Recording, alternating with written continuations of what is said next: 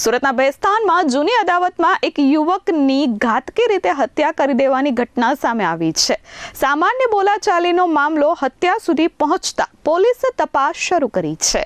સુરતના ભેસ્તાનમાં એક યુવકની ઘાતકી હત્યાથી ચકચાર મચી છે. જૂની અદાવતની તકરારમાં યુવક પર તીક્ષ્ણ હથિયારો વડે જીવલેણ હુમલો કરી તેની હત્યા કરવામાં આવી હોવાનું સામે આવ્યું છે. મૃતક સલમાન રુસ્તમ સૈયદની ઉંમર અંદાજિત 30 વર્ષની છે. ગોલ્ડન આવાસમાં આ ઘટના બની છે. રાત્રે 11:30 વાગ્યાની આસપાસ 5 થી 6 દિવસ અગાઉ પરિવારના નાના બાળક સાથે થયેલી બોલાચાલી અને માથાકૂટની અદાવતમાં આ હુમલો કરવામાં આવ્યો હોવાનો આક્ષેપ મૃતકના પિતાએ કર્યો છે. હાલ સમગ્ર મામલે પોલીસે તપાસના ચક્રો ગતિમાન કર્યા છે. મોહમ્મદ રુસ્તમ સૈયદ સાહેબ, મારો છોકરાને રાતે 11:50 મેં આ લોકોને હુમલા કરીને મારી નાખેલો સાહેબ, તલવાર ચાકુ છે. એટલે સાબિર છે ને ગુરવ છે ને પેલા 2 જણ છે, લાંબુ છે, બધા 4 જણા છે ને 25 જણા હતો એટલે મારવાવાળા 4 જણા છે. કંઈ મારો દુશ્મની નથી સાહેબ.